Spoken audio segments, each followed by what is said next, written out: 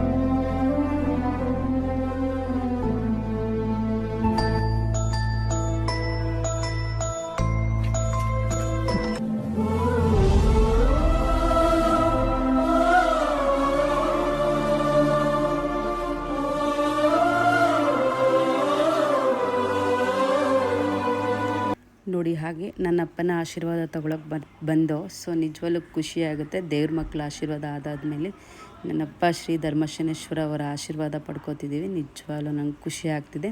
ಹಾಗೆ ನಮ್ಮನ್ನು ಹೆತ್ತು ಒತ್ತು ತುಂಬ ಕಷ್ಟಪಟ್ಟು ನಮ್ಮನ್ನು ಸಾಕಿದಂಥ ನನ್ನ ತಾಯಿ, ಅತ್ತೆ, ಮಾವ ಅವರೆಲ್ಲರ ಆಶೀರ್ವಾದ ಪಡ್ಕೋತಿದ್ದೀವಿ. ನಿಜವಾಗ್ಲೂ ನಾವು 7 ಜನ್ಮದ ಪುಣ್ಯನೇ ಅನಿಸುತ್ತೆ. ನನಗೆ ಅತ್ತೆ ಮಾವ ಸಿಕ್ಕಿರೋದು, ನನ್ನ ತಾಯಿ ಸಿಕ್ಕಿರೋದು, ಹಾಗೆ ಜನಸ್ನೇಹಿ ದೊಡ್ಡ ಕುಟುಂಬ ಸಿಕ್ಕಿರೋದು ನನ್ನ ಪುಣ್ಯ ಅಂತಲೇ ಹೇಳೋಕ್ಕೆ ಇಷ್ಟಪಡ್ತೀನಿ. ಹಾಗೆ ಎಲ್ಲರ ಆಶೀರ್ವಾದ ತುಂಬ ಮುಖ್ಯ ಅಂತ ನಾನು ಹೇಳೋಕ್ಕೆ ಇಷ್ಟಪಡ್ತೀನಿ. ಯಾಕೆ ಅಂದರೆ ನಿಮ್ಮೆಲ್ಲರ ಆಶೀರ್ವಾದ ಇದ್ದರೆ ನಮ್ಮ ಯಜಮಾನ್ರ ಮೇಲೆ ಒಂದು ಒಳ್ಳೆ ಕೆಲಸ ನಾವು ಮಾಡ್ತೀವಿ ಅಂತ ಹೇಳೋಕ್ಕೆ ಇಷ್ಟಪಡ್ತೀನಿ. ಹಾಗೆ ಜನಸ್ನೇಹಿ ಬಸಪ್ಪನೂ ಅಷ್ಟೇ ನಮಗೆ ಅದ್ಭುತವಾಗಿ ಆಶೀರ್ವಾದ ಮಾಡ್ತು. ಹಾಗೆ ಅಲ್ಲಿಂದ ಮುಗಿಸ್ಕೊಂಡು ನಾವು ನಮ್ಮ ಊರಿಗೆ ಹೋಗೋಣ ಅಂತ ಅಂದ್ಕೊಂಡಿದ್ದು. ತುಂಬ ವರ್ಷದ ಕನಸು. ನನಗಂತೂ ತುಂಬ ಖುಷಿಯಾಯಿತು. 11 ವರ್ಷ ಆದಮೇಲೆ ನಾವು ನಮ್ಮ ಊರಿಗೆ ಬರ್ತಾಯಿದ್ದೀವಿ.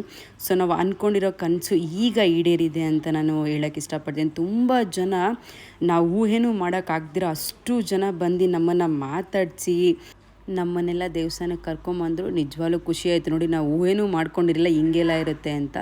ಸೊ ಅಲ್ಲಿನ ಗ್ರಾಮಸ್ಥರು ಎಲ್ಲ ಸೇರಿ ಬ್ಯಾನರ್ಸ್ ಆಗಿರ್ಬೋದು, ಕೂತ್ಕೊಳ್ಳೋ ಚೇರ್ ಆಗಿರ್ಬೋದು, ಅದನ್ನೆಲ್ಲ ವ್ಯವಸ್ಥೆ ಮಾಡಿಸಿದ್ರು. ಹಾಗೆ ಫಸ್ಟು ಅಪ್ಪನ ದರ್ಶನ ಮಾಡ್ಕೊಬಿಡೋಣ ಅಂತ ನಾವು ಬಂದು. ಸೊ ನೀವು ನೋಡ್ತಿರ್ಬೋದು, ನಾನು ಹೋದ್ಸಲ ಲಾಗಲ್ಲೂ ಹಾಕಿದ್ದು ನಾವು ಮದುವೆ ಆಗಿದ್ದ ದೇವಸ್ಥಾನ. ಸೊ ಇದೇ ವೆಂಕಟೇಶ್ವರ ದೇವಸ್ಥಾನ. ನನಗಂತೂ ನಿಜವಾಗ್ಲೂ ಅದ್ಭುತವಾಗಿ ಆಶೀರ್ವಾದ ಮಾಡಿದ್ದಾರೆ ಅಂತಲೇ ಹೇಳೋಕ್ಕೆ ಇಷ್ಟಪಡ್ತೀನಿ. ಯಾಕೆ ಅಂದರೆ ನನಗೆಲ್ಲನೂ ಭಗವಂತ ಕೊಟ್ಟಿದ್ದಾನೆ, ಏನೂ ಇಲ್ಲ ಅನ್ನೋಂಗಿಲ್ಲ. ಸೊ ಭಗವಂತನ ಆಶೀರ್ವಾದ ಇದ್ದರೆ ಎಲ್ಲನೂ ಸಿಗುತ್ತೆ ಅಂತ ಹೇಳೋಕ್ಕೆ ಇಷ್ಟಪಡ್ತೀನಿ. ಹಾಗೆ ಒಂದು ಪೂಜೆ ಮಾಡಿಸೋಣ ಅಂತ ಎಲ್ಲ ಪೂಜೆಗೆ ತಯಾರಿ ಮಾಡಿಕೊಂಡು ಪೂಜೆ ಮಾಡ್ತಿದ್ದಾರೆ. ಸೊ ನೋಡಿ, ಮೂಡ್ಲುಗಿರಪ್ಪ ಆಗಿರ್ಬೋದು, ಅಮ್ಮ ಆಗಿರ್ಬೋದು, ಎಲ್ಲರ ಆಶೀರ್ವಾದ ನಮ್ಮ ಮೇಲಿರಲಿ ಅಂತಲೇ ನಾನು ಕೇಳೋಕ್ಕೆ ಇಷ್ಟಪಡ್ತೀನಿ. ಸದಾ ನನ್ನ ಗಂಡನ ಮೇಲೆ ಹೆಚ್ಚಿನ ಎಲ್ಲರ ಆಶೀರ್ವಾದ ಸಿಗಲಿ. ಯಾಕೆ ಅಂದರೆ ತುಂಬ ದೊಡ್ಡ ದೊಡ್ಡ ಕೆಲಸಗಳನ್ನ ಕೈ ಹಾಕಿದಾಗ ಈ ಆಶೀರ್ವಾದ ಅನ್ನೋದು ತುಂಬ ಇಂಪಾರ್ಟೆಂಟ್ ಆಗುತ್ತೆ. ಸೊ ನೋಡಿ, ನಾವೆಲ್ಲ ಮಂಗಳಾರತಿ ತೊಗೊಂಡು ಆಶೀರ್ವಾದ ಮುಗಿಸಿ ನಮ್ಮ ಮಕ್ಕಳು ಅಷ್ಟೇ ಎಲ್ಲರೂ ಒಂದೇ ಸಮ ಹೋಗೋಣ ಅಂತ ಬಂದು ನೋಡಿ ಎಷ್ಟು ಅದ್ಭುತವಾಗಿ ಅಲಂಕಾರ ಮಾಡಿಸಿದ್ದೀವಿ. ಹಾಗೆ ಅಲ್ಲಿಂದ ಬಂದು ಎಲ್ಲರ ಆಶೀರ್ವಾದ ಬೇಕಲ್ವ, ಊರಿನವರ ಆಶೀರ್ವಾದ ಇಲ್ಲ. ಸೊ ಹಾಗೆ ಬಂದೆ ಎಲ್ಲರ ಆಶೀರ್ವಾದ ತೊಗೊಳ್ಳೋಣ ಅಂತ ಬಂದು. ಸೊ ನೋಡೋಣ ಅಲ್ವಾ, ಅಲ್ಲಿ ಊರಿನವರು ನಮ್ಮ ಬಗ್ಗೆ, ನಮ್ಮ ಆಶ್ರಮದ ಬಗ್ಗೆ ಏನು ಹೇಳೋಕ್ಕೆ ಇಷ್ಟಪಡ್ತಾರೆ ಅಂತ ನಿಮಗೆ ಕೇಳೋಣ. ಹಾಗೆ ಅಲ್ಲೊಂದು ಕೇಕ್ ಸಹ ನಮಗೆ ಅರೇಂಜ್ ಮಾಡಿದರು. ಥ್ಯಾಂಕ್ ಯು ಅಲ್ಲಿನ ಗ್ರಾಮಸ್ಥರೆಲ್ಲರಿಗೂ. ಒಂದು ಬಡತನದಲ್ಲಿ ಆ ಸ್ಥಿತಿಯಲ್ಲಿ ಒಂದು ಮದುವೆ ಆಗಿ ಹೋಯ್ತ ದಿನ ಏನೋ ಒಂದು ಸ್ವಲ್ಪ ಪಲಾವ್ ಮಾಡ್ಕೊಂಡು ಇಲ್ಲೇ ಪಕ್ಕದ ಮನೆಯಲ್ಲೇ ಮಾಡ್ಕೊಂಡು ಊಟ ಮಾಡ್ಕೊಂಡು ದೇವರ ಸನ್ನಿಧಿಯಲ್ಲಿ ಮದುವೆ ಆಗಿ ಹೋಯ್ತು. ಇವರು ಇವತ್ತು ಕೊಟ್ಟಂತ ಭಗವಂತ ಇವತ್ತು ಇಷ್ಟ ಆಗಿರೋದ್ರಿಂದ ಊರಿಗೆ ಊಟ ಕೊಡ್ಬೇಕು, ಈ ಒಂದೊಂದು ಕೊಟ್ಟು ಗ್ರಾಮಕ್ಕೆ ಊಟ ಕೊಡ್ಬೇಕು ಅಂತ ಇಲ್ಲಿ 3 ತಿಂಗಳಲ್ಲೇ ಹೇಳಿದ್ರು. ಅದರಂತೆ ಇವತ್ತು ಬಂದು ನಮ್ಮ ಗ್ರಾಮದಲ್ಲಿ ಎಲ್ಲಾ ತರದ ಸೌಲಭ್ಯವನ್ನು ನೀಡಿ ಅನ್ನದಾನವನ್ನು ಇಟ್ಕೊಂಡಿದ್ದಾರೆ. ಅವರಿಗೆ ನಮ್ಮ 11 ವರ್ಷದ ಈ ವಿವಾಹ ಮಹೋತ್ಸವಕ್ಕೆ ಚಪ್ಪಾಳೆ ತಟ್ಟಬೇಕು ಅಂತ ಕೇಳ್ತೇನೆ. ಎಲ್ರಿಗೂ ನಮಸ್ಕಾರ. ಎಲ್ರು ಚೆನ್ನಾಗಿದ್ದೀರಾ? ತುಂಬಾ ಖುಷಿ ಆಗ್ತಿದೆ. ನಾನು ಅವಾಗ್ಲೂ ಹೇಳಿದ್ದೆ, ಕೇಕು ಗೀಕು ಎಲ್ಲ ಏನು ಬೇಡ. ನಾವು 11 ವರ್ಷಗಳ ಹಿಂದೆ ಈ ಜಾಗಕ್ಕೆ ಬಂದಾಗ ತುಂಬಾ ಕಷ್ಟದಲ್ಲಿ ನಮ್ಮ ಮಂಗಳಾಯನ ಲವ್ ಮಾಡಿ ಮದುವೆ ಆಗಿದ್ದು 11 ವರ್ಷಗಳ ಹಿಂದೆ. ಇದೇ ಜಾಗದಲ್ಲಿ ನಮ್ಮ ತಂದೆ ತಾಯಿ ಕೂಡ ಯಾರು ಬಂದಿರ್ಲಿಲ್ಲ. ನಮ್ಮ ಅತ್ತೆಯವರಿದ್ರು, ನಮ್ಮ ಅತ್ತೆಯವ್ರ ಕುಟುಂಬಸ್ಥರಿದ್ರು ಅಷ್ಟೇನೆ. ಇಲ್ಲಿ ನಾನು ಬಂದಾಗ ತುಂಬಾ ಅಸಹಾಯಕ ಪರಿಸ್ಥಿತಿಲಿ ಬಂದಿದ್ದೆ. ನಿಜವಾಗ್ಲೂ ನಾನೊಬ್ಬ ಏನು ಕೊಡೋಕ್ಕೂ ನನ್ನ ಹತ್ರ ಅರ್ಹತೆಯೇ ಇರ್ಲಿಲ್ಲ ಅಂತ ಒಂದು ದುಸ್ಥಿತಿಯಲ್ಲಿ ನಾನು ಬಂದಿದ್ದೀನಿ ಇಲ್ಲಿಗೆ. ಅವತ್ತೊಂದಷ್ಟು ಜನ ಈ ಹುಡುಗನ್ ಮದುವೆ ಮಾಡ್ಕೊಂಡು ನಿಜವಾಗ್ಲೂ ಸಾಕ್ತಾನ ಅನ್ನೋ ತರನು ಮಾತಾಡೋದನ್ನು ಕೇಳಿದ್ದೆ ಕಿವಿಲಿ. ಸೊ ಆದ್ರೆ ಇವತ್ತು ನಿಜವಾಗ್ಲೂ ಬಹಳ ಸಂತೋಷ ಆಗ್ತಾ ಇದೆ. 11 ವರ್ಷಗಳು ಹೇಗ್ ಕಳಿತು ಅಂತ ನನಗಂತೂ ಗೊತ್ತಿಲ್ಲ. ಅವತ್ತು ನೀವು ಕೊಟ್ಟಂತ ಅಂದ್ರೆ ನಿಮ್ಮನೇಲಿರ್ತಕ್ಕಂಥ ಪ್ರಸಾದವನ್ನ ನಾನು ಮಾಡಿ ಅಂದ್ರೆ ಊಟ ಮಾಡಿ ಹೋಗಿದ್ದೆ. ನನ್ಗೆ ಯಾವಾಗ್ಲೂ ಒಂದು ಕೊರಗಿತ್ತು, ಇಲ್ಲಿ ಏನಾದ್ರು ಒಂದು ಸೇವೆ ಮಾಡ್ಬೇಕಲ್ಲ, ಯಾವತ್ತು ನನ್ಗೆ ಅವಕಾಶ ಸಿಗುತ್ತೆ ಅಂತ. ಅದಕ್ಕೆ 11 ವರ್ಷ ಟೈಮ್ ಬೇಕಾಯ್ತು ಈ ಗ್ರಾಮಕ್ಕೆ ನಾನು ಏನಾದ್ರು ಒಂದು ಸಣ್ಣದಾಗಿ ಮಾಡೋದಕ್ಕೆ. ಅವತ್ತು ಇಲ್ಲಿ ಬಂದು ಸ್ವಾಮಿ ಮುಂದುಗಡೆ ನಾವಿಬ್ರು ಮದುವೆನಾಗಿದ್ವಿ. ಇವತ್ತು ನಿಜವಾಗ್ಲೂ ಆ ಸ್ವಾಮಿ ಆಶೀರ್ವಾದದಿಂದ ತುಂಬಾ ಚೆನ್ನಾಗಿದ್ದೀವಿ. ನಿಜವಾಗ್ಲೂ ಇಡೀ ಕರ್ನಾಟಕ ನಮ್ಮನ್ನ ಮನೆ ಮಕ್ಕಳು ಅಂತ ಒಪ್ಕೊಂಡಿದೆ. ಅವರೆಲ್ಲರೂ ಕೂಡ ಪ್ರೀತಿ ಆಶೀರ್ವಾದ ಮಾಡ್ತಿದ್ದಾರೆ. ಇವತ್ತು ನಮ್ಮ ಹೊಟ್ಟೆನ ತುಂಬಿಸ್ಕೊಳ್ಳೋದಲ್ಲದೆ ಒಂದಷ್ಟು ಜನ ಕಷ್ಟದಲ್ಲಿ ಇರ್ತಕ್ಕಂಥವ್ರು ನೊಂದಂತವ್ರು ಹೊಟ್ಟೆನ ತುಂಬಿಸೋದಕ್ಕೆ ಪ್ರಯತ್ನ ಪಡ್ತಾ ಇದೀವಿ. ಬರೋಬ್ಬರಿ 140 ಜನ ರಸ್ತೆಯಲ್ಲಿ ಬಿದ್ದಿರುವಂತ ಅನಾಥರನ್ನ, ರಸ್ತೆಯಲ್ಲಿ ಮಲಗಿ ಯಾರೂ ಇಲ್ಲ ಅಂದವ್ರಿಗೆ ನಾವಿದ್ದೀವಿ ಅಂತ ಒಂದು 140 ಜನರನ್ನ ಪೋಷಣೆ ಮಾಡ್ತಾ ಇದೀವಿ. ಅದಕ್ಕೆ ಮುಖ್ಯವಾಗಿ ನನಗನ್ಸಿರೋ ಪ್ರಕಾರ ಈ ಗ್ರಾಮಸ್ಥರ ಆಶೀರ್ವಾದ, ಆ ಭಗವಂತನ ಆಶೀರ್ವಾದ, ನಾನು ಯಾವಾಗಲೂ ನಂಬೋದೊಂದೇ, ಆಶೀರ್ವಾದನ ತುಂಬಾ ನಂಬ್ತೀನಿ. ಯಾಕಂದ್ರೆ ದೇವರು ಕೆಳಗಡೆ ಬಂದು ಆಶೀರ್ವಾದ ಮಾಡ್ತಾರೆ ಇಲ್ಲೂ ಗೊತ್ತಿಲ್ಲ. ದೇವರ ರೂಪದಲ್ಲಿ ನೀವೆಲ್ಲರೂ ಅವತ್ತು ನಮ್ಗೆ ಆಶೀರ್ವಾದ ಮಾಡಿದ್ರಿ. ಆ ಒಂದು ಆಶೀರ್ವಾದದಿಂದ ಇವತ್ತು 140 ಜನಕ್ಕೆ ಆಶ್ರಯ ಕೊಟ್ಟಿದ್ದೀವಿ. ಮುಂದಿನ ದಿನಗಳಲ್ಲಿ ಈ ಗ್ರಾಮಕ್ಕೂ ಕೂಡ ನಾನು ಇದನ್ನ ಬೇರೆ ಗ್ರಾಮ ಅಂತ ತಿಳ್ಕೊಂಡಿಲ್ಲ, ನನ್ನ ತವರು ಮನೆ ಅಂತ ನಾನು ಕೂಡ ಭಾವಿಸ್ತೀನಿ. ಸೊ ನಮ್ಮ ಮುಸ್ಲಿಮರವರೆಗೂ ಇವತ್ತು ನಾವು ಮಾತುಕೊಟ್ಟು ಹೋಗೋದಿಲ್ಲ. ಮುಸ್ಲಿಮರವರೆಗೂ ನಂಬಿಕೆಯಲ್ಲಿ ಏನ್ ದೇವ್ರ ಶಕ್ತಿ ಕೊಡ್ತಾರೋ ಅದನ್ನ ಖಂಡಿತವಾಗ್ಲೂ ಮುಂದಿನ ದಿನಗಳಲ್ಲಿ ಮಾಡ್ತೀವಿ ಇಲ್ಲಿಗೆ. ಹಾಗೆ ನಮ್ಗೆಲ್ರಿಗೂ ಆಶೀರ್ವಾದ ಮಾಡಿದ್ರ, ಪ್ರೀತಿ ಕೊಟ್ಟಿದ್ರ, ನಿಮ್ಮ ಪಾದಗಳಿಗೆ ನಮಸ್ಕಾರ ತಿಳಿಸಕ್ಕೆ ಇಷ್ಟಪಡ್ತೀನಿ. ಇನ್ನೂ ಕೂಡ ನನ್ನನ್ನ ಕೂಡ ಮಗ ಅಂತ ಒಪ್ಕೊಳ್ಳಿ, ಮಗ ಅಂತ ಆಶೀರ್ವಾದ ಮಾಡಿ ಅಂತ ಕೇಳ್ತಾ ಇದ್ದೀನಿ. ತುಂಬಾ ಖುಷಿ ಆಯ್ತು. ನಿಜವಾಗ್ಲೂ ಅವತ್ತು ಬಹಳ ಕಷ್ಟದಲ್ಲಿ ಹೇಳ್ಬೇಕಂದ್ರೆ ನಿಜವಾಗ್ಲೂ ಏನ್ ಹೇಳ್ಬೇಕಂತ ಗೊತ್ತಿಲ್ಲ. ಒಂದ್ 10ರಿಂದ 15 ಜನ ಊಟ ಮಾಡಿದ್ವಿ ಅನ್ಸುತ್ತೆ ಈ ಜಾಗದಲ್ಲಿ. ನೀವುಗಳು ಎಲ್ಲ ಸೇರಿ ನಮ್ಗೆ ದಾರ ಒಯ್ದಿದ್ರಿ. ನಮ್ ತಂದೆ ತಾಯಿ ಕೂಡ ಬಂದಿರ್ಲಿಲ್ಲ. ಇವತ್ತು ಚೆನ್ನಾಗಿ ನೋಡ್ಕೊಂಡಿದ್ದೀನಿ. ಅಲ್ಲ ನೀವು ಹೇಳ್ಬೇಕು, ಅದೇ ಕಲರ್ ಅದು ಅಲ್ಲಿ ಕರೆಕ್ಟ್ ಆಗಿದಾರ ಅವ್ರದಲ್ಲೇ ಕೇಳೋಣ ಹೇಗಿದ್ದಾರೆ 11 ವರ್ಷದಿಂದ ಅಂತ. ತುಂಬಾ ಚೆನ್ನಾಗಿದೆ, ಹೇಳಂಗಿಲ್ಲ, ಅದ್ಭುತವಾಗಿ ನೋಡ್ಕೊಂತಿದ್ದಾರೆ. ಬಟ್ ನಿಮ್ಮೆಲ್ಲರ ಆಶೀರ್ವಾದ ನಮ್ಮ ಮೇಲೆ ಇರ್ಲಿ ಅಂತ ನಾನು ಸದಾ ತಿಳ್ಕೊತೀನಿ. ಸೊ ಇವರೆಲ್ಲ 11 ವರ್ಷದ ಹಿಂದೆ ಹೇಗಿತ್ತು ಅಂತ. ಬಟ್ ನಮ್ಮ ಹತ್ರ ಏನೂ ಮಾಡಕ್ಕಾಗಿದ್ರೆ ನನ್ನ ತಾಯಿ ಊಟದ ವ್ಯವಸ್ಥೆ ಮಾಡಿತ್ತು. ತುಂಬಾ ಕೊರಗ್ತಿತ್ತು ನಾವು ಏನಾದ್ರೂ ಇಲ್ಲಿ ಮಾಡ್ಬೇಕು ಅಂತ. ಸೊ ಅದು ಈಗ ಹತ್ರ ಬಂದಿದೆ ಅಂತ ಅನ್ಕೋತೀವಿ. ಥ್ಯಾಂಕ್ಸ್ ಹೇಳ್ತೀವಿ. ಏನ್ ಹೇಳ್ಬೇಕು ಅಂತ ಗೊತ್ತಿಲ್ಲ. 11 ವರ್ಷ ಅಂತ ಅಂದ್ರೆ ನಮಗೆ ಇವತ್ತು ನಾಳೆ ತರ ಇದೆ. ಖಂಡಿತ 11 ವರ್ಷ ಆಗ ಚಾನ್ಸೇ ಇಲ್ಲ ಅಂತ ಅನ್ಕೋತೀವಿ. ನಾವು ಜಗಳಾಡಿ ದೇವರು ಯೋಗಿಗೆ ಫಸ್ಟ್ ಒಳ್ಳೇದ್ನಾಗ್ಲಿ ಅಂತ ಹೇಳ್ತೀನಿ. ನಿಮ್ಮೆಲ್ಲರ ಆಶೀರ್ವಾದ ನಮ್ಮ ಯಜಮಾನ್ರ ಮೇಲೆ ಇರ್ಲಿ ಅಂತ ಕೇಳ್ಬೇಕು. ನಮ್ಮ ಅತ್ತೆಯವ್ರಿಗೆ, ನಮ್ಮ ಕುಮಾರಣ್ಣ ಅವ್ರಿಗೆ, ಅವ್ರ ವೈಫ್ಗೆ ಜೋರಾಗಿ ಒಂದ್ಸತಿ ಕ್ಲಾಸ್ ಮಾಡಿ. ಈ ಜಾಗಕ್ಕೆ ಮೋಸ್ಟ್ಲಿ ನಾನು ಕರ್ಕೊಂಡೇ ಬರ್ತಾ ಇರ್ಲಿಲ್ಲ. ಅದನ್ನ ನಮ್ದು ಬೇರೆ ಪ್ಲಾನ್ ಇತ್ತು, ಎಲ್ಲರೂ ಮದುವೆ ಆಗ್ಬಿಡ ದೇವಸ್ಥಾನದಲ್ಲಿ ಅಂತ. ಅವರೇ 3 ಜನ ಪ್ಲಾನ್ ಮಾಡಿ ಇಲ್ಲಿ ದೇವಸ್ಥಾನದಲ್ಲೇ ಮದುವೆ ಮಾಡೋಣ, ಎಲ್ಲಾ ಗ್ರಾಮಸ್ಥರ ಆಶೀರ್ವಾದ ಇರುತ್ತೆ ಅಂತ ಇಲ್ಲಿ ಮದುವೆ ಫಿಕ್ಸ್ ಮಾಡಿದ್ರು. ಇಲ್ಲಿ ಬರೋದಕ್ಕೆ ತುಂಬಾ ಭಯ ಇತ್ತು ನನಗೆ, ಯಾಕಂದ್ರೆ ನಮ್ಮ ಮೊದ್ಲೇ ಕರ್ಕೊಂಡು ಹೋಗಿದ್ನಲ್ಲ ಎಲ್ಲ ಎಡಮತ ತಗೋಬಿಡ್ಬೇಕು. ಆದ್ರೂ ಪರವಾಗಿಲ್ಲ, ತುಂಬಾ ಚೆನ್ನಾಗಿ ಆಶೀರ್ವಾದ ಮಾಡಿದ್ರ. ಆಮೇಲೆ ಹೇಳಿದ್ಲೆ ಎಲ್ಲ ತುಂಬಾ ಚೆನ್ನಾಗಿ ನೋಡ್ಕೊಂತ ಇದಾರೆ ಅಂತ. ನಿಜವಾಗ್ಲೂ ಹೇಳ್ತಾ ಇದೀನಿ, ನಾನೇನು ಅಷ್ಟು ಚೆನ್ನಾಗಿ ನೋಡ್ಕೊಂತ ಇಲ್ಲ, ಯಾಕಂದ್ರೆ ತುಂಬಾ ಕಷ್ಟಪಡ್ತಿದ್ದಾಳೆ ಅವಳು. 140 ಜನ ಇವತ್ತು ಮನೆಗಳಲ್ಲಿ ಒಬ್ಬರ ತಾತ ಅಜ್ಜಿ ಅಪ್ಪ ಅಮ್ಮ ಇದ್ರನ್ನೇ ನೋಡ್ಕೊಳ್ಳೋದಕ್ಕೆ ತುಂಬಾ ಕಷ್ಟ ಪಡ್ತಾರೆ. ಎಷ್ಟೋ ಡೈವರ್ಸ್ ಗಳಾಗ್ಬಿಡುತ್ತೆ, ಎಷ್ಟೋ ಜನ ಬಿಟ್ಟು ಹೊರಗ್ಬಿಡೋದು ನಾವು ನೋಡಿದೀವಿ. ಬಟ್ ಆದ್ರೆ ನಾನ್ ಕೂಡ ಕಷ್ಟಮ ಸೇರಿಸ್ಕೊಂಡು 11 ವರ್ಷ ಜೀವನ ಮಾಡಿದಾಳಲ್ಲ, ಅವ್ಳು ನಿಜವಾಗ್ಲೂ ಗ್ರೇಟ್. ಥ್ಯಾಂಕ್ ಯು, ಒಳ್ಳೇದಾಗ್ಲಿ. ಅಂದ್ರೆ ನಾವು ಕಷ್ಟ ಪಡ್ತಿರೋದು ಯಾಕಂದ್ರೆ ನಮ್ಮಿಂದ ಒಬ್ರು ಒಳ್ಳೇದಾಗ್ತಾ ಇದೆ, ನಮ್ಮಿಂದ 10 ಜನ ಖುಷಿಯಾಗಿದ್ದಾರೆ, ನಮ್ಮಿಂದ 10 ಜನ ಜೊತೆ ಊಟ ಮಾಡ್ತಾರೆ, ಕಂಪನಿ ಉದ್ಯೋಗ ಮಾಡ್ತಿದ್ದಾರೆ, ಅದಕ್ಕೋಸ್ಕರ ನಾವು ಕಷ್ಟ ಪಡ್ತಿದೀವಿ. ಆಮೇಲೆ ಈ ಗ್ರಾಮಕ್ಕೆ ನಾವು ನಿಜವಾಗ್ಲೂ ಹೇಳ್ತಾ ಇದೀವಿ, ಇವತ್ತು ಬಂದಿದ್ದೀವಿ, ಇವತ್ತೇನೋ ನಾವು ಸೆಲೆಬ್ರೇಷನ್ ಮಾಡ್ತಾ ಇದೀವಿ ಅಂತಲ್ಲ, ಪ್ರತಿ ವರ್ಷವೂ ಮಾಡ್ತೀವಿ. ಆಮೇಲೆ ಈ ಗ್ರಾಮಕ್ಕೆ ನಮ್ಮ ಕೈಲಾಗಿದ್ದು ಏನಾದ್ರೂ ಮಾಡೇ ಮಾಡ್ತೀವಿ, 100% ಇದೆ. ಥ್ಯಾಂಕ್ ಯು ಅಣ್ಣ, ಥ್ಯಾಂಕ್ ಯು. ಆಮೇಲೆ ಇಲ್ಲಿಗೆ ಕರೆಸಿ ಎಲ್ಲ ಇಷ್ಟು ಗೌರವ ಕೊಟ್ಟಿದ್ದಕ್ಕೆ ನಿಮ್ಮ 2 ಕಾರ್ಯಗಳಿಗೂ ನಮಸ್ಕಾರ ತಿಳಿಸಕ್ಕೆ ಇಷ್ಟಪಡ್ತೀನಿ. ಆಮೇಲೆ ಯಾರು ಕೂಡ ಹಂಗೆ ಹೋಗ್ಬಾರ್ದು. ಪ್ರಸಾದ, ದೇವರ ಪ್ರಸಾದ, ನಾವು ಆಡಂಬರದಿಂದ ಏನು ಮಾಡ್ಕೊಂತ ಇಲ್ಲ ಇಲ್ಲಿ. ಆಮೇಲೆ ನಾವು ಮದುವೆ ವಾರ್ಷಿಕೋತ್ಸವ ಇಲ್ಲೇನೋ ಮಾಡ್ತಾ ಇದೀವಿ ಅಂತಲೂ ಅಲ್ಲ, ಅದಕ್ಕಾಗಿ ನಿಮ್ಗಳ ಜೊತೆ ಊಟ ಮಾಡ್ಬೇಕು ಅಂತ ಬಂದಿದ್ದೀವಿ. ದಯವಿಟ್ಟು ನಮ್ಗೆ ಅವಕಾಶ ಮಾಡ್ಕೊಡ್ಬೇಕು, ನಿಮ್ ಜೊತೆ ಊಟ ಮಾಡೋದಕ್ಕೆ. Thank you. ಕರ್ಕೊಂಡ್ಬಂದು ಮಗ ಎಷ್ಟು ಚೆನ್ನಾಗಿದೆ ಅಂತ ಯಾರು ಕೇಳ್ತಾರೆ ಹೇಳಿ. ಆದ್ರೆ ಬಂದು ಇವತ್ತು ನಮ್ಮ ಊರಿಗೆ ಕೇಳ್ತಾ ಇದಾರಲ್ಲ, ಅದು ದೊಡ್ಡ ಗುಣ, ಅವರ ದೊಡ್ಡ ಗುಣ. ನಮ್ಮ ಮಗಳನ್ನ ಚೆನ್ನಾಗಿ ಸಾಕೊಂಡಿದಾರಲ್ಲ, ಅಷ್ಟೇ ಸಾಕು. ಮುಂದೆ ನಮ್ಮ ಗ್ರಾಮಕ್ಕೆ ಹೆಚ್ಚು ರೀತಿಯಲ್ಲಿ ಸಹಾಯ ಮಾಡ್ತೀನಿ ಅಂತ ಹೇಳಿದ್ದಾರೆ. ಅದಕ್ಕೆ ನಮ್ಮ ಗ್ರಾಮದ ಪರವಾಗಿ ಅವರಿಗೆ ಪುಣ್ಯನ ಸಲ್ಲಿಸ್ತಾ ಇದ್ದೀವಿ. ಆಮೇಲೆ ಮುಖ್ಯವಾಗಿ ನಿಜ ಹೇಳ್ತಾ ಇದೀನಿ, ಏನೋ ಒಂದು ಪಾಸಿಟಿವ್ ಇದೆ ಇಲ್ಲಿ. ಈ ಭಗವಂತನ ಆಶೀರ್ವಾದ ಇದೆಯಲ್ಲ, ಅಷ್ಟು ಸುಲಭವಾದದ್ದಲ್ಲ ನಿಜವಾಗ್ಲು. ಯಾಕಂದ್ರೆ ನಾವೇನೋ ಇವತ್ತು ಬಂದಿದ್ದೀವಿ, ಇವತ್ತು ಏನೋ ಮಾಡ್ತಾ ಇದೀವಿ ಅಂತಲ್ಲ, ನಾವಿಲ್ಲಿ ಬಂದು ಆ ಒಂದು ಭಗವಂತನ ಆಶೀರ್ವಾದ ತಗೊಂಡ ಮೇಲೆ ನಮ್ಮ ಕುಟುಂಬ ಇಷ್ಟು ಚೆನ್ನಾಗಿದೆ, ನಾನು ಇಷ್ಟು ಚೆನ್ನಾಗಿದ್ದೀನಿ, ಇಡೀ ಕರ್ನಾಟಕ ಇದನ್ನ ಮೆಚ್ಕೊಳ್ತಾ ಇದೆ, ಆಶೀರ್ವಾದ ಮಾಡ್ತಾ ಇದೆ ಅಂದ್ರೆ ಆ ಭಗವಂತನೇ ಸಾಕ್ಷಿ, ಆ ಭಗವಂತನೇ ಆಶೀರ್ವಾದ ಅಂತ ಹೇಳಕ್ ಇಷ್ಟಪಡ್ತೀನಿ. Thank you. ಸೊ ಹಾಗೆ ಅದೆಲ್ಲ ಮುಗಿಸಿ ದೇವ್ರ ಆಚೆ ಬಂತು ಒಂದು ಆಶೀರ್ವಾದ ಅಂತ. ಸೊ ಎಲ್ಲ ದೇವ್ರನ್ನೂ ಆಚೆ ಕರ್ಕೊಂಡು ಬಂದು ಅದ್ಭುತವಾಗಿ ಆಶೀರ್ವಾದ ಕೊಡಿಸಿದ್ರು. ನಿಜವಾಗ್ಲೂ ಖುಷಿಯಾದ ವಿಚಾರ. ಸೊ ಬಂದು ನೋಡಿ ಎಷ್ಟು ಅಮ್ಮ ಎಷ್ಟು ಅದ್ಭುತವಾಗಿ ಅಲಂಕಾರದಲ್ಲಿದ್ದಾರೆ, ನೋಡೋಕ್ಕೆ 2 ಕಣ್ಣು ಸಾಲದು. ಸದಾ ನಮ್ಮ ಜೊತೆ ನಿಂತು ನಿಮ್ಮ ಆಶೀರ್ವಾದ ಕೇಳ್ತೀವಿ ಅಂತ ನಾವು ಯಾವಾಗಲೂ ಕೇಳ್ತಾ ಇರ್ತೀನಮ್ಮ. ಇಲ್ಲಿನ ಗ್ರಾಮಸ್ಥರೆಲ್ಲರಿಗೂ ಭಗವಂತ ಒಳ್ಳೇದು ಮಾಡಲಿ, ನಿಮ್ಮೆಲ್ಲರ ಸಪೋರ್ಟ್ ಸಹಾಯ ಹೀಗೆ ನಮ್ಮ ಜೊತೆ ಇರಲಿ ಅಂತ ಹೇಳೋಕ್ಕೆ ಇಷ್ಟಪಡ್ತೀನಿ. ಹಾಗೆ ಅಲ್ಲಿ ನೋಡಿ ತುಂಬ ಚೆನ್ನಾಗಿ ಅರೇಂಜ್ ಮಾಡಿದ್ರು ನೋಡಿ, ಹೂವು ಎಲ್ಲ ಬದಲಾಯಿಸ್ಕೊಳ್ಳೋದಾಗಿರ್ಬೋದು, ಆಶೀರ್ವಾದ ಆಗಿರ್ಬೋದು. ನಾವು ಊಹೆನೂ ಮಾಡಿರಲಿಲ್ಲ ಹೀಗೆಲ್ಲ ಇರುತ್ತೆ ಅಂತ. ನಾವು ಎಕ್ಸ್ಪೆಕ್ಟೇಷನ್ ಮಾಡೋದಕ್ಕಿಂತ ದೊಡ್ಡದಾದ ಉಡುಗೊರೆ ಗಿಫ್ಟು ಈ ಊರಿನವ್ರು ನಮಗೆ ಕೊಟ್ಟಿದ್ದಾರೆ ಅಂತ ಹೇಳೋಕ್ಕೆ ಇಷ್ಟಪಡ್ತೀನಿ. ಸೊ ಹೇಳೋಕ್ಕೆ 2 ಪದ ಸಾಲದು. ಆ ಊರಿನ ಜನರ ಬಗ್ಗೆ ನಿಮ್ಮೆಲ್ಲರ ಪಾದಗಳಿಗೂ ಇಲ್ಲಿಂದನೇ ಶರಣಾಗಕ್ಕೆ ಇಷ್ಟಪಡ್ತೀನಿ.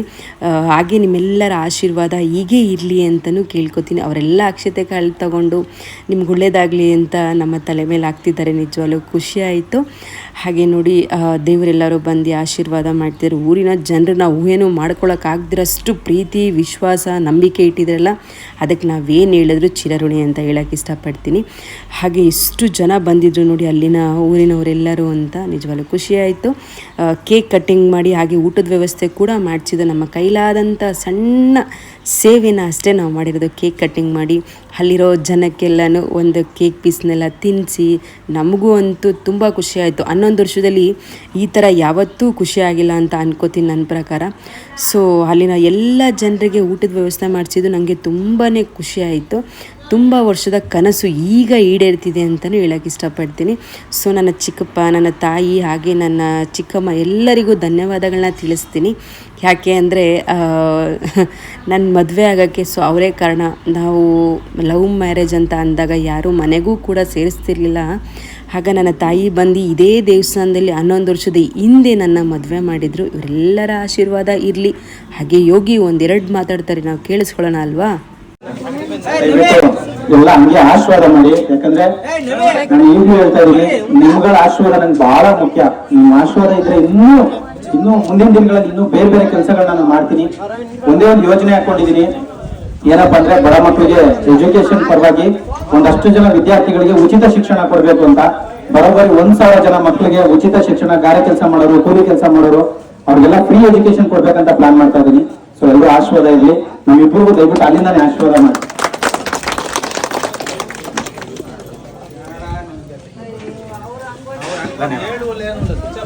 ನೋಡಿ. ಹಾಗೆ ತುಂಬ ಜನ ಬಂದು ಫೋಟೋಸ್ ವೀಡಿಯೋಸ್ ತೊಗೊತಿದ್ರು. ನಿಜವಾಗ್ಲೂ ಖುಷಿ ಆಯಿತು. ನಿಮ್ಮೆಲ್ಲರ ಆಶೀರ್ವಾದ ಸದಾ ನಮ್ಮ ಮೇಲೆ ಇರಲಿ ಅಂತ ಹೇಳೋಕ್ಕೆ ಇಷ್ಟಪಡ್ತೀನಿ. ಹಾಗೆ ನಾವು ಹೋಗಿರೋವಂಥ ಊರು ಬಂದು ಒನ್ನೊಂದ್ಕೊಪ್ಲು ಅಂತ ಹಣತಿ ಗ್ರಾಮದಲ್ಲಿರೋ ಅಂಥದ್ದು. ಅವರು ನೋಡಿ ಇಷ್ಟು ಚೆಂದ ಬ್ಯಾನರ್ಸ್ ಎಲ್ಲ ಮಾಡಿದ್ದಾರೆ. ನಿಜವಾಗ್ಲೂ ಖುಷಿ ಆಯಿತು.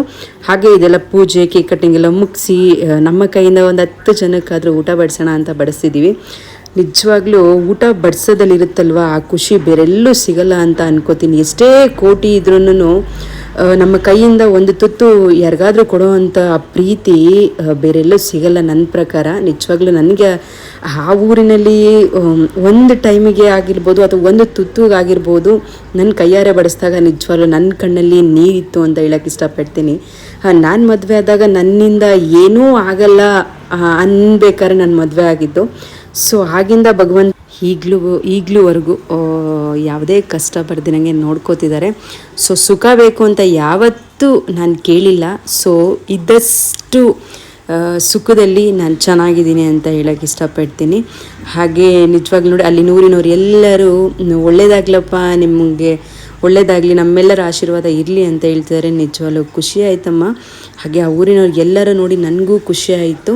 ಏನೂ ಇಲ್ಲ ಅಂತ ಅಂದಾಗ ಮದುವೆ ಆಗಿ ನಮ್ಮ ಕೈಲಿ ಏನೋ ಒಂದು ಆಗುತ್ತೆ ಅಂತ ಅಲ್ಲಿನವ್ರು ಎಲ್ಲರಿಗೂ ಒಂದು ಹೊತ್ತಿನ ಪ್ರಸಾದದ ವ್ಯವಸ್ಥೆ ಮಾಡಿಕೊಟ್ಟಿದ್ದು ಖುಷಿ ಆಯಿತು. ಎಲ್ಲೋ ಹೋಗಿ ಪಾರ್ಟಿ ಪಬ್ಬು ಅದು ಇದು ಎಲ್ಲ ಮಾಡ್ತಾರೆ. ಸೊ ಅದಕ್ಕಿಂತ ಶ್ರೇಷ್ಠವಾದದ್ದು ಅನ್ನದಾನ ಅಂತ ಹೇಳೋಕ್ಕೆ ಇಷ್ಟಪಡ್ತೀನಿ. ಎಲ್ಲರೂ ಅದ್ಭುತವಾಗಿ ಊಟ ಮಾಡ್ತಾ ಅವರ ಅಭಿಪ್ರಾಯ ಅನಿಸಿಕೆಗಳನ್ನ ಖಂಡಿತ ನಮ್ಗೆ ಹೇಳ್ತಾ ಬರ್ತಿದ್ರು.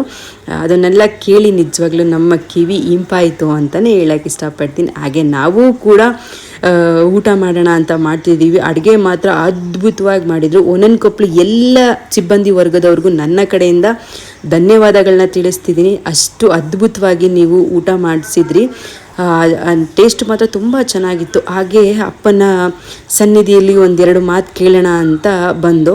ಸೊ ನಿಜವಾಗ್ಲೂ ಖುಷಿ ಆಯಿತು. ತುಂಬ ವರ್ಷಗಳೇ ಆಯಿತು ನಾವು ಹಿಂಗೆಲ್ಲ ಹೋಗಿ 2 ನಿಮಿಷ ಕೂತ್ಕೊಳ್ಳೋಕ್ಕೂ ನಮಗೆ ಪುರ್ಸೊತ್ತಿರಲಿಲ್ಲ. ಸೊ ಆವತ್ತಿನ ದಿವಸ ಒಂದು ದಿವಸ ಹೋಗಿ ಅಪ್ಪನ ಆಶೀರ್ವಾದ ತೊಗೊಂಡು ಅಪ್ಪನ ಸನ್ನಿಧಾನಕ್ಕೆ ಹೋಗಿದ್ದು ತುಂಬ ಖುಷಿನೇ ಅಂತ ಅನ್ನಿಸ್ತು. ಹಾಗೆ ಹೋಗ್ಬೇಕಾದ್ರೆ ಅಪ್ಪನಿಗೊಂದು ಪೂಜೆ ಕೊಟ್ಬಿಟ್ಟು ಹಾಗೆ ಒಂದು ಈಡ್ಗಾಯಿ ಹೊಡೆಯೋಣ ಅಂತ ಹೊಡಿತಾವೆ ನೋಡಿ ಯೋಗಿ. ಕೊನೆಯದಾಗಿ ಅಪ್ಪನ ನೋಡಿಕೊಂಡು ಅಪ್ಪನ ಆಶೀರ್ವಾದ ಪಡ್ಕೊಂಡು ಹೋಗ್ತಾ ಇದ್ದೀವಿ. ಒಂದು ಈಡ್ಗಾಯಿ ಹೊಡೆದು ನಮ್ಮ ಕಾರ್ ಮೂವ್ ಆಗ್ತಿದೆ. ನಿಜವಾಗ್ಲೂ ಖುಷಿ ಆಯಿತು. ನಾವು ಹೋಗೋವರೆಗೂ ದೇವ್ರು ನಮ್ಮ ಕಾರ್ ಹತ್ರ ಬಂದು ಆಶೀರ್ವಾದ ಮಾಡಿ ನಮ್ಗೆ ಆಶೀರ್ವಾದ ಮಾಡಿ ಒಳ್ಳೇದಾಗಲಿ ಅಂತ ಅಂತೂ ಹಾರೈಸಿ ಕಳಿಸ್ತು. ನಿಜವಾಗ್ಲೂ ಖುಷಿ ಆಯಿತು. ನಮ್ಮ ಕಾರ್ ಹೋಗೋವರೆಗೂ ದೇವ್ರು ಹೋಗಲೇ ಇಲ್ಲ ನೋಡಿ. ಕಾರಿಗೆ ಬಂದು ಎಷ್ಟು ಚೆನ್ನಾಗಿ ಆಶೀರ್ವಾದ ಮಾಡ್ತಿದೆ. ಇದೆಲ್ಲ ಯಾರಿಗೆ ಸಿಗುತ್ತೆ ಹೇಳಿ? ನಿಜವಾಗ್ಲೂ ನಾವು ಪುಣ್ಯವಂತರು ಅಂತಲೇ ಹೇಳೋಕ್ಕೆ ಇಷ್ಟಪಡ್ತೀನಿ.